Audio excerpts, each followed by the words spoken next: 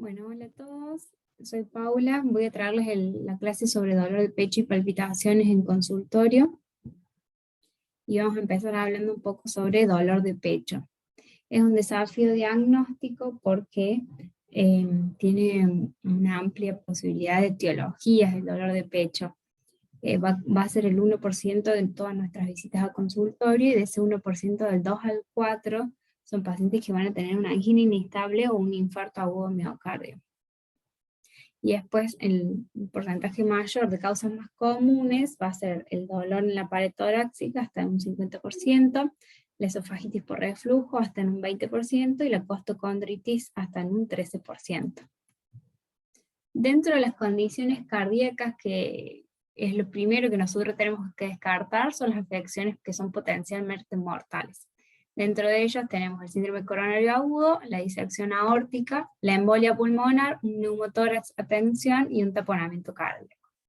Y después otras que no serían ya potencialmente mortales de urgencia inmediata de actuación ya, pero que no dejan de ser de acción rápida, sería una isquemia miocárdica estable, una insuficiencia cardíaca, pericarditis o mediopericarditis, miocarditis, miocardiopatías por estrés y enfermedad de válvula.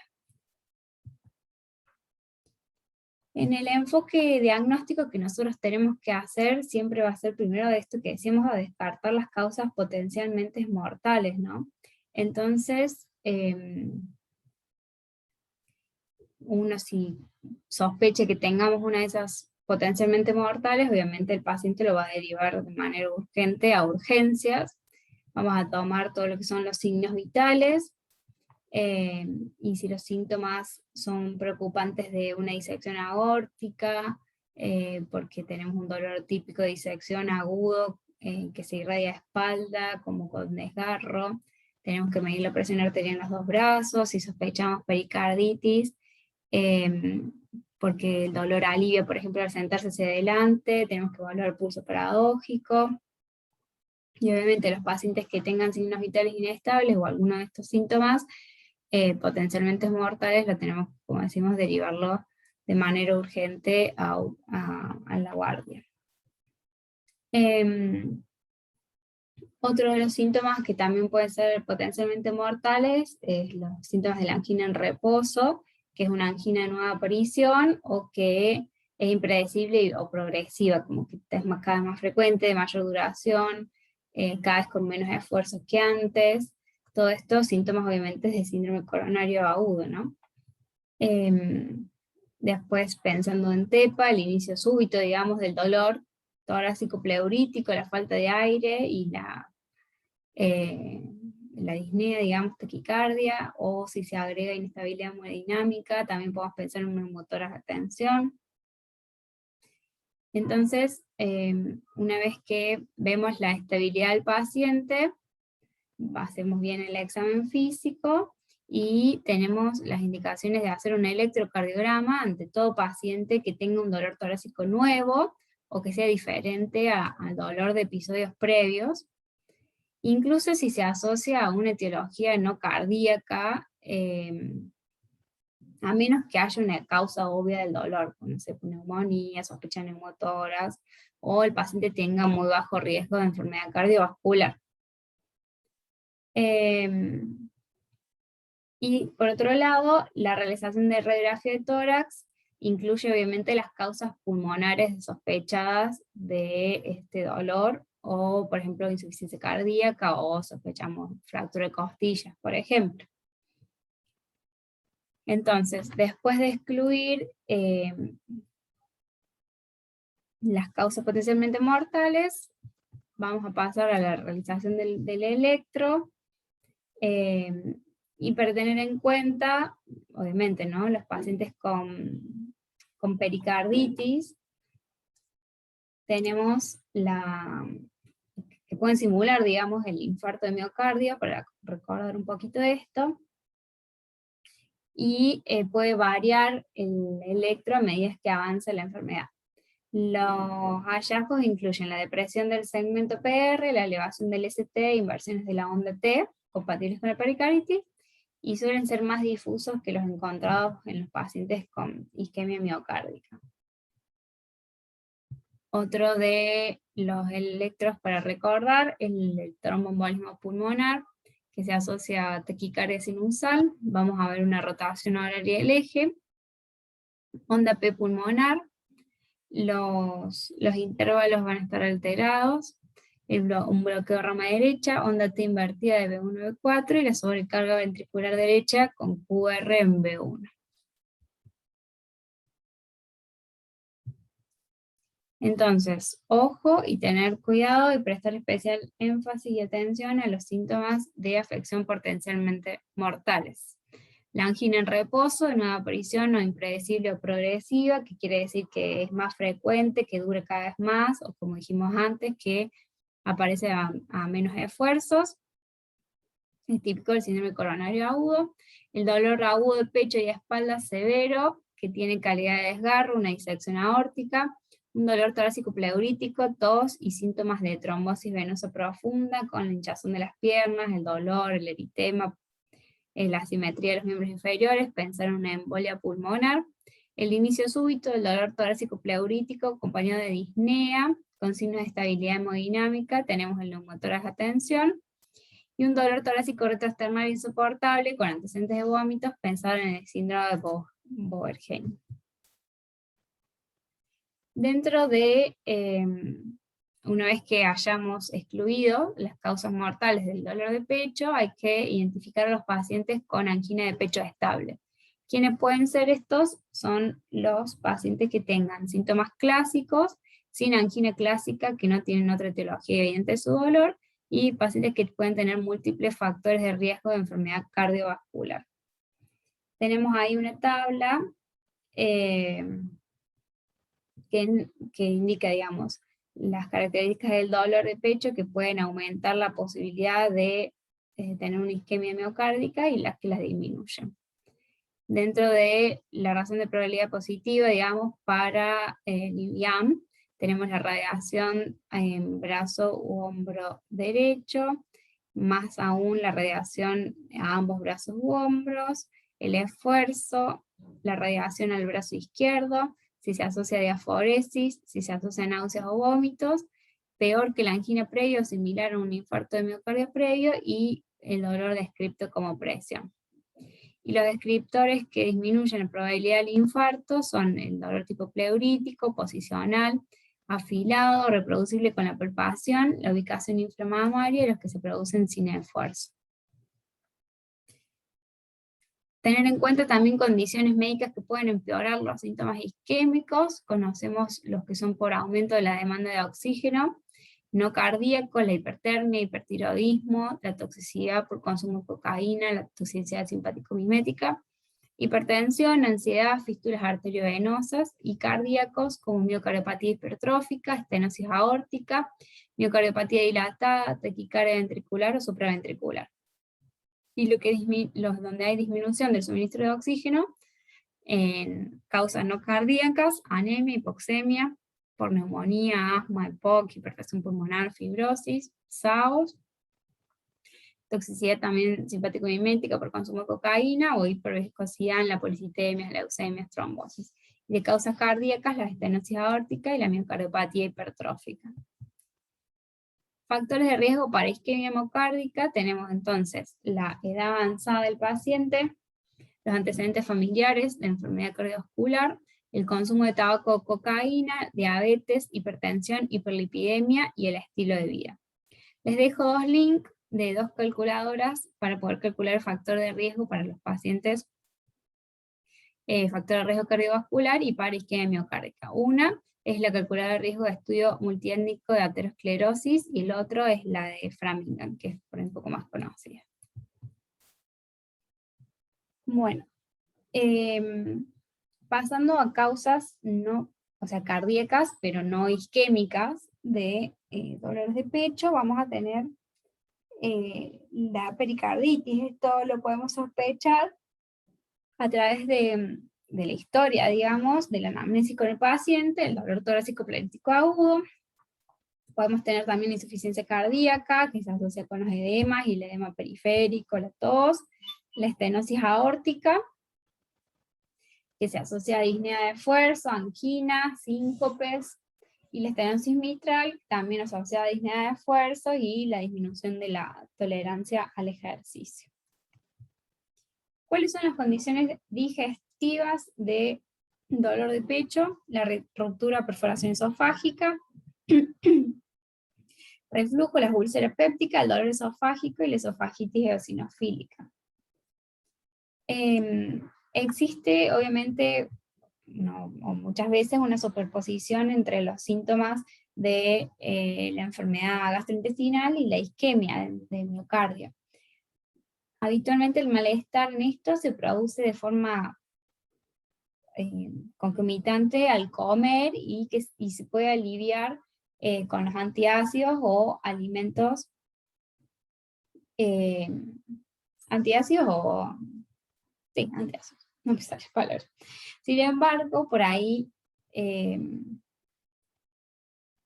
tenemos que tener en cuenta que hay veces que el dolor gastrointestinal se asocia a una respuesta positiva a la nitroglicerina sublingual, cuando en realidad el dolor de pecho puede ser de causa cardíaca o de origen esofágico, va a resolver en ambas oportunidades con la nitroglicerina sublingual. Eso es algo para también tener en cuenta.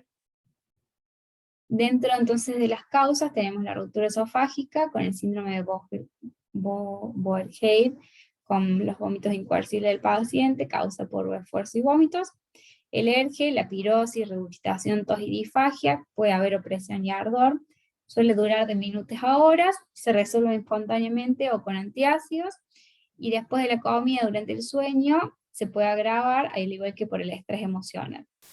Dentro de enfermedades esofágicas, vamos a tener un paciente con erutos, mal sabor de boca, dificultad o dolor para tragar, trastornos en la motilidad, espasmos esofágicos.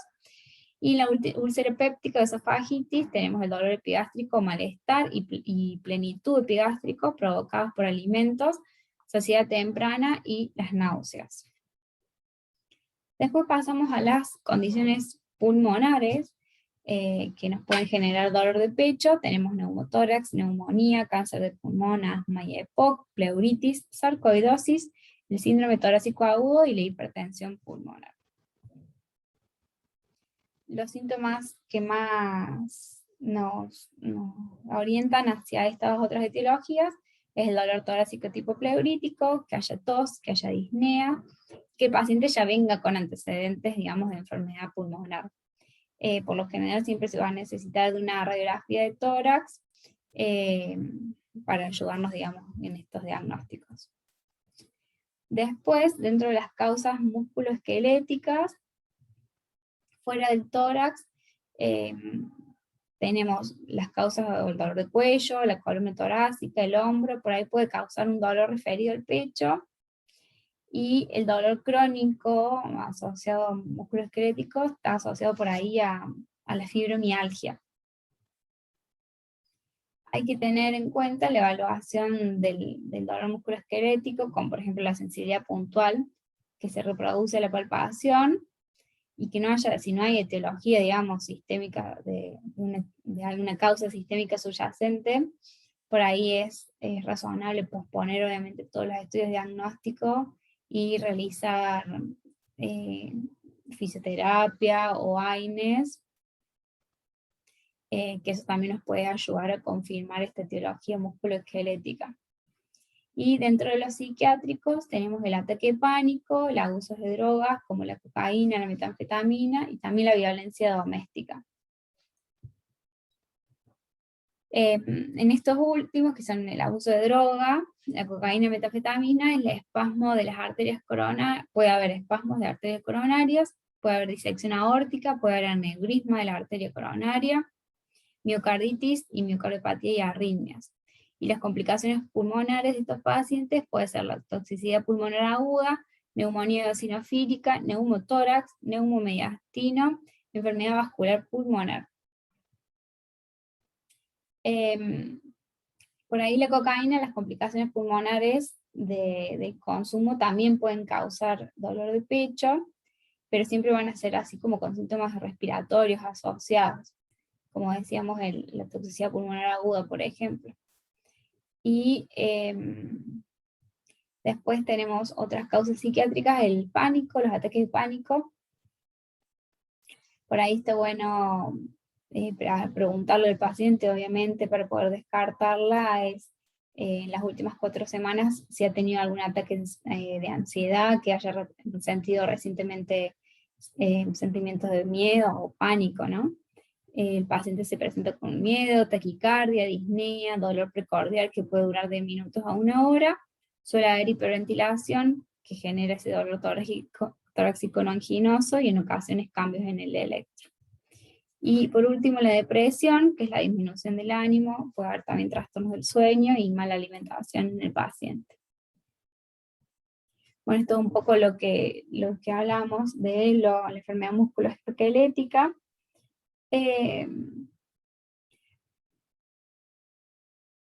Por ahí si uno ya evaluó y descartó 3 etiologías de causas del dolor de pecho, podemos usar lo que son los dermatomas y los patrones de derivación del dolor espinal y visceral para guiar un poco la evaluación de otras causas menos comunes del tórax, del dolor, como herpes zóster, por ejemplo, o un dolor referido al pecho de la vesícula, del diafragma, una hernia de disco. La hiperestesia, por ahí cuando se asocia obviamente a erupción, podemos pensar en el herpes zóster. Bueno, siempre va a haber algo que nos va a apoyar, digamos, a estos otros diagnósticos. Eso con dolor de pecho. Pasando a palpitaciones, es un síntoma subjetivo, que es la conciencia del paciente, conciencia desagradable de los latidos fuertes, rápidos e irregulares del corazón. Pueden describir la sensación como un aleteo rápido, un salto en el pecho, o una sensación de palpitaciones en el pecho o en el cuello.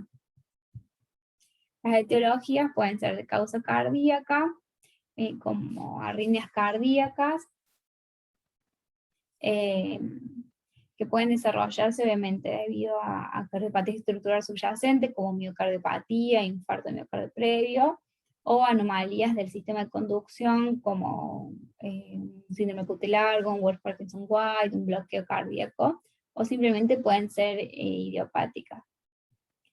Las arritmias que causan palpitaciones son taquiarritmias, bradiarritmias, pero también los latidos ectópicos pueden generarnos palpitaciones.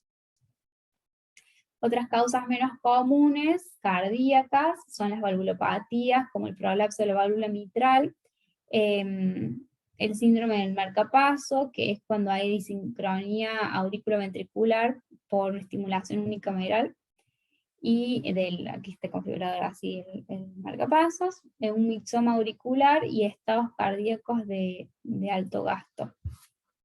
Son las otras posibles causas cardíacas de palpitaciones. Después tenemos causas psiquiátricas, ataque de pánico, trastorno de ansiedad generalizada, la somatización, y otros como medicamentos, drogas, trastornos endocrinos o anomalías metabólicas. ¿Qué hacer con estos pacientes? Primero ver si el paciente tiene manifestaciones clínicas en la consulta, o sea, si en la consulta viene y dice, ahora tengo la palpitación, ¿no? Entonces, si es así, en ese mismo momento le hacemos el electrocardiograma. Si en el electro no encontramos una arritmia identificada, en el electro obviamente 2 derivaciones, pasamos al examen clínico para ver si hay estabilidad hemodinámica. Al examen físico, ¿no? Y al historial del paciente, que ahí ya vamos a ver más detallado qué vamos a preguntarle. Al igual que si el paciente no tiene síntomas en ese momento en la consulta, vamos al historial. Si no presenta ningún factor de riesgo, hacemos el historial adicional y después pasamos al examen físico enfocado.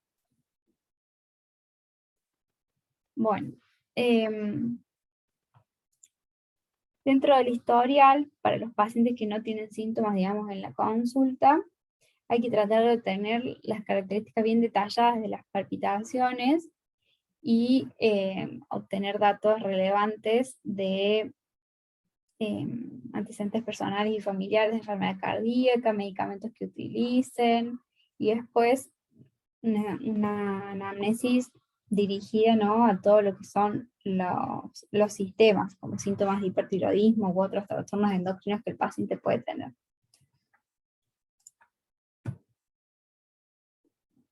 Importante, la edad.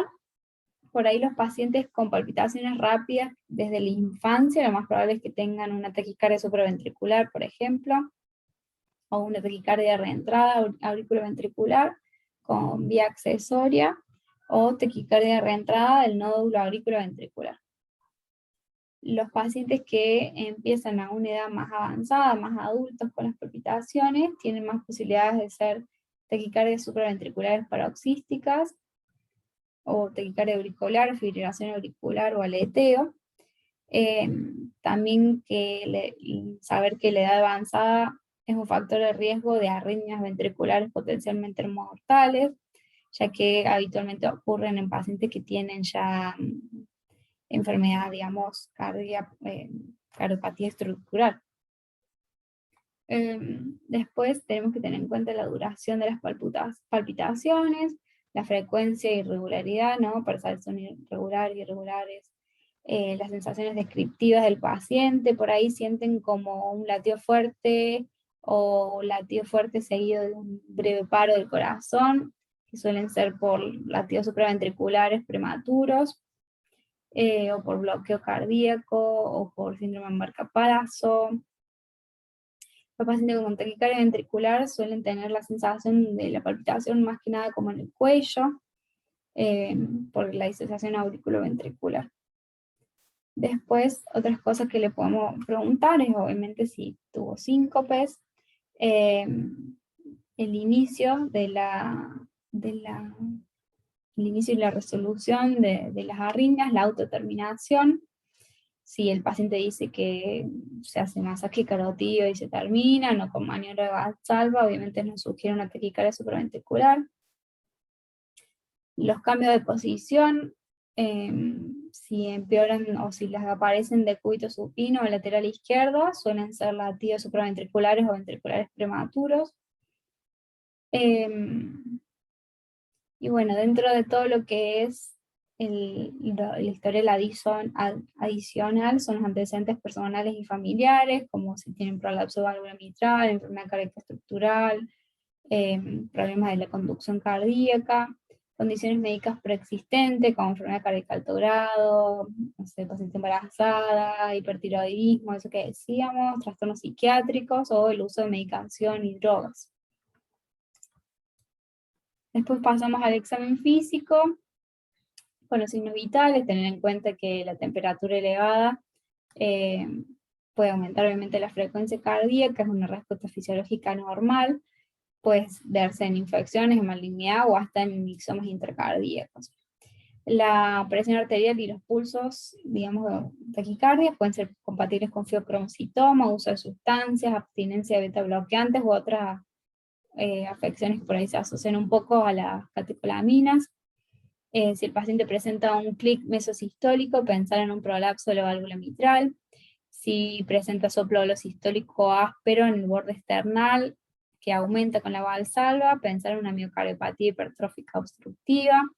Pacientes con FA, con examen cardíaco, lo que dicen es que uno puede empeorar o manifestar más la FA después de que el paciente hace una deambulación para estimular, digamos, las palpitaciones, y obviamente si el paciente tiene signos de hipertiroidismo, sudoración, temblor fino, exoftalmo, reflejos tendinosos profundos y enérgicos. Pasamos luego a la realización del electrocardiograma, tener en cuenta intervalo PR corto y onda delta, síndrome de Wolff-Parkinson-White, compatible con preexcitación ventricular, posibilidad de taquicardia supraventricular, hipertrofia ventrículo izquierdo con ondas Q septales profundas en D1 ABL y B4 AB6, pensar en una miocardiopatía hipertrófica obstructiva, hipertrofia RBI con anomalía auricular izquierda, pensar en FA, ondas Q de un infarto miocárdico previo, posibilidad de TB sostenida o no sostenida, la prolongación del intervalo QT y la morfología normal de la onda T en un síndrome QT largo.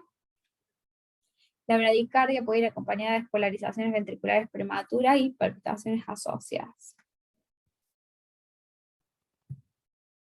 Luego tenemos la realización del laboratorio, si sospechamos anemia o hipertiroidismo, también podemos hacer pruebas de toxicología en el caso de que lo sospechemos. Un ecocardiograma si pensamos en cardiopatía estructural y un Holter. Para el Holter vamos a dividir los pacientes en dos grupos. Si son de bajo riesgo de arritmias graves, no hacemos Holter, educamos al paciente, le contamos cuáles son las posibles signos de gravedad de aparición de signos de gravedad que nos indicarían una arritmia de alto riesgo, en donde sí le indicaríamos el Holter. Los pacientes estos de bajo riesgo de arritmia son los que las palpitaciones no son sostenidas, son bien toleradas, que sabemos que no tienen una enfermedad cardíaca estructural, que el examen físico esté bien y el electrodosis de derivaciones está bien. Y los pacientes con alto riesgo de arritmias, hay que hacerle el Holter, o sea, obtener la monitorización ambulatoria del ritmo cardíaco en el diagnóstico inicial.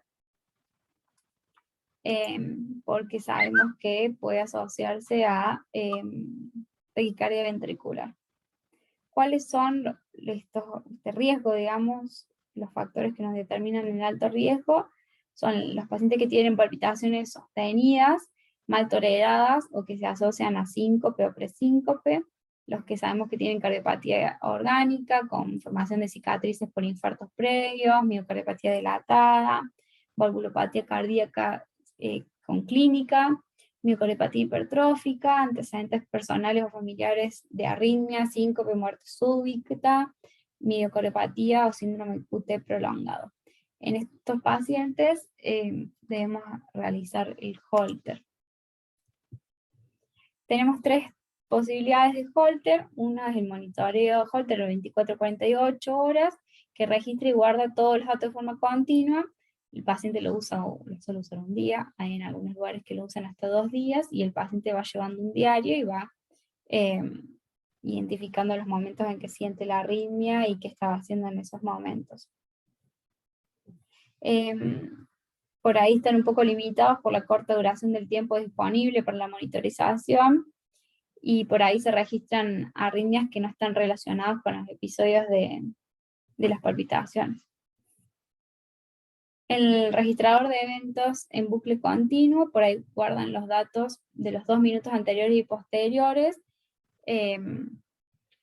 solo cuando el paciente activa manualmente el monitor. O sea, el paciente presenta las palpitaciones, lo activa y se registran entonces 2 minutos previos y 2 minutos posteriores a ese evento. Y después tenemos el monitor cardíaco insertable, el ICM subcutáneo, que es para la detección de las arritmias cardíacas también. Se implanta en la región pectoral izquierda y almacena eventos cuando el dispositivo se activa automáticamente. Se usa más que nada en los pacientes con síncope inexplicables o en quienes otros métodos no han podido documentar la causa de las palpitaciones.